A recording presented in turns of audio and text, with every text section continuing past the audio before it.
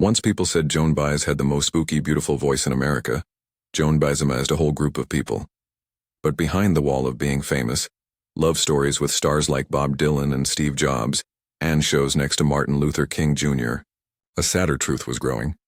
Now 83, the famous folk singer has switched sold-out concerts for quiet time and therapy for the branches of a tree she calls the Helper. She lives in peaceful hiding, talking to plants, sleeping in a treehouse and facing the scary memories of a childhood broken by the hands of her once-loved father. It's a shocking, sad twist in the story of a woman who once sang for what's right and is only now starting to face her own problems. Joan Baez's story started way before she got on the stage for her first show. Her dad, Albert Baez, was a really smart scientist who helped make the X-ray microscope while he was still at Stanford. But what really made him special wasn't just how smart he was. It was his strong sense of right and wrong. During the Cold War, he said no to exciting job offers in the defense area because he didn't want to work on weapons. Instead, he took on quieter, less money-making jobs at schools and with UNESCO. Joan would later say, "We would never have all the nice and extra things that little girls want while growing up. Instead, we would have a father with a clean heart." This promise to doing the right thing would become part of Joan's own story. Growing up, Joan's family moved around a lot. One of the most special stops was Baghdad, where her dad was helping to set up science programs at the college. At just 10 years old, Joan found herself thrown into a world of big differences. Share-membered, coming to the busy heat and mess and seeing a poor person getting beaten by police right at the airport. In the months that came next, she saw people digging through trash, kids playing on the streets, and animals being hurt badly. During that time, she read the diary of Anne Frank and got sick a lot. Years later, she would look back and say, "Our little hearts saw the same things, but came to different endings." I carried that heaviness. That year stuck with her. It really opened her eyes and made her care more about others. When she got back to California, Joan started to notice other unfair things around her. Even though she was born in New York, her Mexican background often made her feel like she didn't belong. At school, some kids called her a stupid Mexican. Yet she didn't really fit in with the Mexican students either, since she didn't speak Spanish. Feeling stuck between two worlds helped make stronger her sense of right and wrong. "I was brown and wasn't welcome," she said. "But I understood that there were bigger problems for the black community." This understanding would shape her choices later on, like when she said no to shows for whites-only white audiences in the South, and chose to perform at black colleges instead, even if it put her career at risk. Around this time, another powerful influence entered her life: the Quaker faith. When Joan was 8, her family became Quakers, a group known for their deep promise to peace and fairness. Their beliefs quickly became her own. Share-membered hearing talk around the dinner table about war, peace, and right choices. At age 15, she listened to a speech by Martin Luther King Jr. that moved her to tears. Not long after, she said no to take part in a Cold War air raid practice at school. That act of quiet fighting back got her in the local paper and marked the start of her activism. In the summer of 1959, something magical happened at the very first Newport Folk Festival. An 18-year-old girl named Joan Baez, with no record deal and no fame, stepped onto the stage barefoot with her borrowed guitar.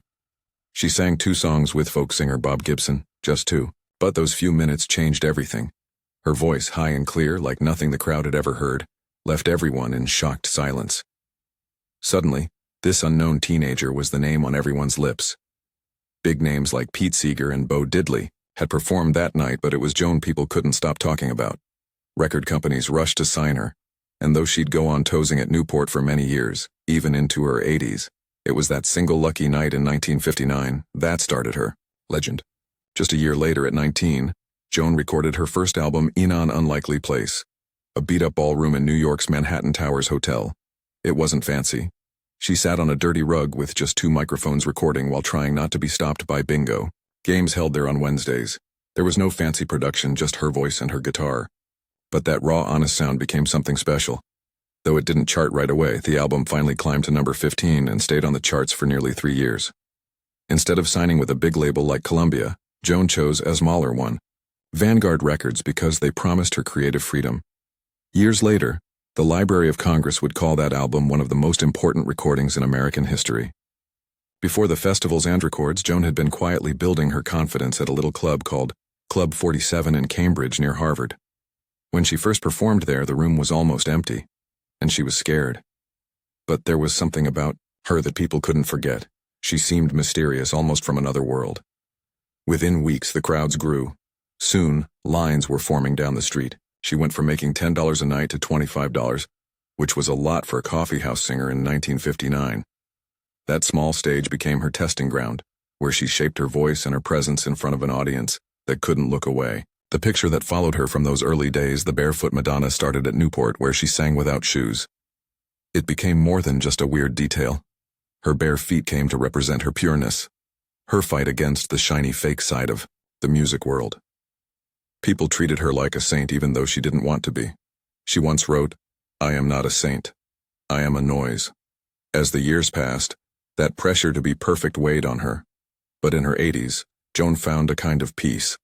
She danced barefoot in Paris, not for the crowd, but just for herself, free at last to be exactly who she wanted to be.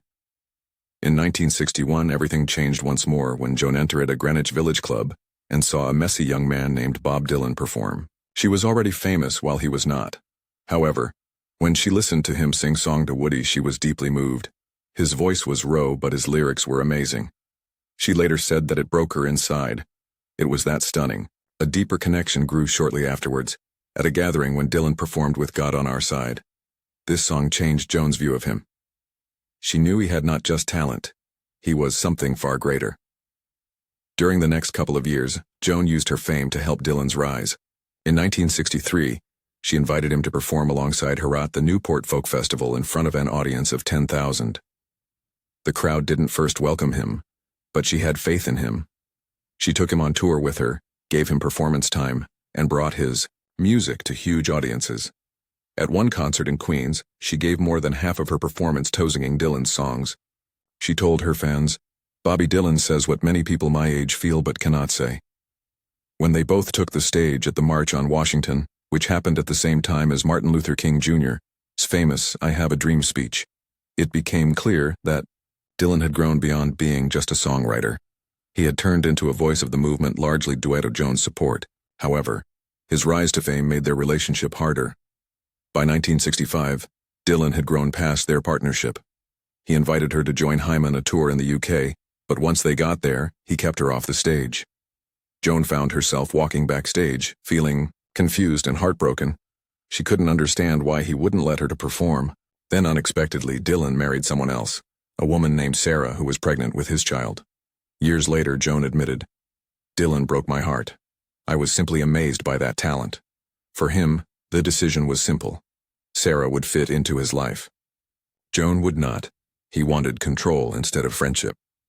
Despite her heartache in 1968, Joan released an entire album featuring Dylan's songs titled "Any Day Now." She chose the tracks by spreading out his sheet music on the floor, closing hearies, and picking them randomly. 16 songs made it onto the album, including several that Dylan had never recorded. The result was amazing. Critics praised her voice, especially her haunting version of Tears of Rage. She even created the album artwork herself. It was more than just a record. It was her way of working through everything they'd experienced together and all that they had lost. In the summer of 1963, Joan Baez was only 22 years old when she performed in front of a huge crowd at the March on Washington. She sang "We Shall Overcome" just before Dr. Martin Luther King Jr. gave his famous "I Have a Dream" speech. Joan had felt testing of racism during her childhood. Her father was Mexican, her mother was Scottish, and their family faced unfair treatment. That experience fueled her lifelong fight for fairness. Only 4 years earlier, she had gotten her big break at the Newport Folk Festival. Now her voice was ringing across the National Mall, singing an anthem that would become forever connected with her name. The March on Washington brought together about 250,000 people, most of them Black Americans. It helped push forward the Civil Rights Act of 1964 and the Voting Rights Act of 1965. Joan's voice became part of that turning point. Not just a singer, but a symbol of how music could move people and change the world. 2 years later, in March 1965, Joan joined another historic protest, the Selma to Montgomery marches. These came after Bloody Sunday when peaceful marchers were badly attacked by police on the Edmund Pettus Bridge. Joan walked with thousands over the 54-mile journey to Montgomery. Photos from the time show her standing among the marchers, talking, listening, being part of the moment. The night before the final rally at the Alabama State Capitol, she sang at a concert called Stars for Freedom, alongside artists like Nina Simone, Tony Bennett, and Harry Belafonte. It wasn't just a performance, it was a call to action. Later that year, President Lyndon Johnson signed the Voting Rights Act into law. She also refused to play at places that enforced separation. In the early 1960s, many Southern colleges still didn't allow black students, and Joan refused to sing at places that kept those rules. Instead, she chose to perform at historically black colleges and universities. This was a bold choice, risky for her career, and even dangerous. During one performance at Miles College in Alabama, she arrived just as the mean police chief Bull Connor was ordering mass arrests in nearby Birmingham. Joan stayed at one of the only motels in the area that allowed both black and white guests, joining Martin Luther King Jr. and his team. She didn't just talk about fairness, she lived it. In 1964, Joan Baez made a bold move. She refused to pay 60% of her income taxes. She said that money was going to fund the Vietnam War. This act got national attention. It was one of the first big moments of tax resistance during the war. Others followed her lead and a movement began. Although this didn't send her to jail, her protests grew stronger. In 1967, she was arrested twice for blocking the entrance to a military center in Oakland, California. Her mother was with her. They both went to jail for more than a month. Many people saw this as a powerful act of peaceful resistance. By the early 1970s, thousands were refusing to pay taxes that supported the war. Some even refused to pay their phone bills, knowing that tax funded the military. Then, in December 1972, Joan did something few dared to do. She went straight into the war zone. She traveled to North Vietnam with a group of peace activists. Their goal was to bring Christmas letters to American prisoners and raise concerns about human rights. But while they were there, the U.S. began a massive bombing campaign over Hanoi. For 11 days, Joan stayed in a hotel basement while bombs dropped above. She recorded everything: explosions, children playing in ruins, a Christmas Eve service that had to stop because of bombing. She later said it was the first time she truly faced the idea of her own death. That experience stayed with her for the rest of her life. Even before that trip, Joan was building something bigger. In 1965, she used money from her music career to start the Institute for the Study of Nonviolence. She started it with her teacher, Ira Sandpearl, in Carmel Valley, California. But not everyone welcomed them. Local people feared the institute would attract hippies and stir trouble.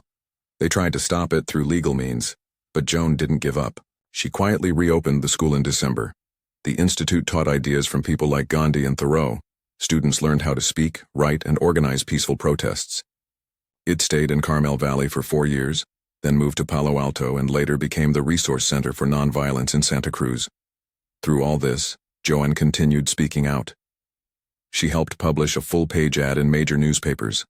It criticized the Vietnamese government for human rights abuses. She asked them to stop the torture and open their prisons to outsiders. Jane Fonda disagreed.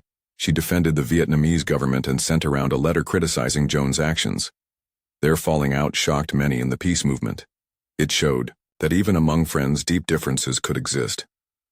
In 1991, when Joan Baez was 50 years old, she wrote a powerful letter to her parents. She believed she had been hurt as a child, though her father said no to it and believed those memories were false, that they had been put there by therapists. He called it false memory syndrome. But Joan, while unsure about the exact details, believed something had happened. In a later documentary, she explained, "You are never completely sure. But even if 20% was real, it was enough to cause the damage it did." Despite the pain, she finally forgave her father before he died in 2007. Near the end of his life, she sang to him while he sat in his wheelchair. It was a quiet, emotional moment between them. Some of her pain showed up in her poems and songs. Along with that, she also fought anxiety, depression, panic attacks, and terrible sleeplessness. It got so bad that even in happy moments, she would quickly crash. It felt like a forever punishment, she said. Her mental state even affected her bond with her son, Gabriel. She admitted, "I wasn't there for him. A lot of times I was there, but I wasn't there." In the late 1970s and early 1980s, things got worse. After the Vietnam War ended, Joan felt lost. She turned to alcohol. She once said that tequila felt like her new best friend. It started as a joke, but it told the truth. Outside forces, not inner strength, ended her addiction. Her journey with therapy had started early back in 1957 when she was just 16. A psychologist told her parents she had many emotional problems and a deep sense of not being good enough. That first visit began a lifelong relationship with therapy. Over the years, she saved hundreds of cassette tapes from therapy sessions, records of her trying to make sense of her life. Still, for many years, she kept creating. In 1970, she released One Day at a Time, an album that surprised many. It was recorded in a country music studio in Tennessee, Bradley's Barn, and marked her deep dive into country music. This wasn't totally out of nowhere. Her husband at the time, David Harris, loved country music. He was also a strong voice against the Vietnam War and was in prison for refusing to fight.